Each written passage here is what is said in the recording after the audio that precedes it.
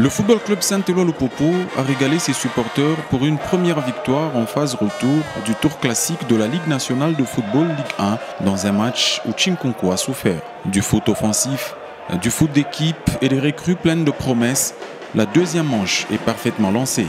Dans une ambiance formidable au stade Kibassa, le Popo a mis le pied sur le ballon d'entrée de jeu pour imposer son style tout en possession. Possession qui a failli être récompensée à la 40e minute avec la montée de Mokonzi qui décale Kabango dans les centres devant le but et repoussé par Lukutu dans les pieds de son défenseur qui marque contre son camp. Mais le but est tout de suite invalidé pour une position litigieuse de Mwaku Malanga au départ de l'action.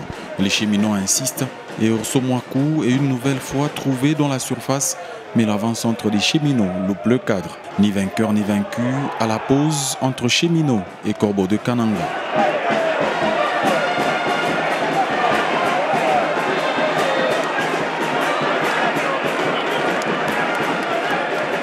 Deux minutes après la reprise, les protégés du Boss Kiaboula ont pris l'ascendant grâce à Valentin Nouma, auteur de son premier but en Ligue 1.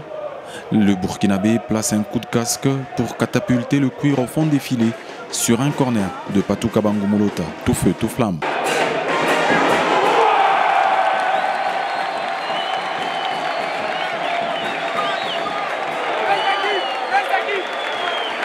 S'en est suivi une série de remplacements. C'est ainsi que Kazema et Mwaku sortent ovationnés, remplacés par Bayano Ndembele à la 61e minute. Peu avant, Dieu béni Ndongala s'est infiltré dans la surface et a provoqué un pénalty que Mwaku n'a pas transformé, malheureusement.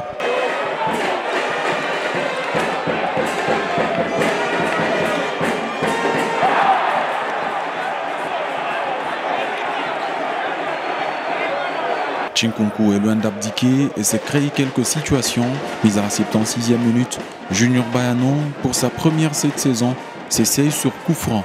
Mais sa frappe enroulée et déviée en corner par Lukuntu. C'est finalement à la fin du temps réglementaire que Ndembele fait parler tout son talent pour faire le break. Le Malien enclenche et conclut une action offensive de haut vol, un but de toute beauté.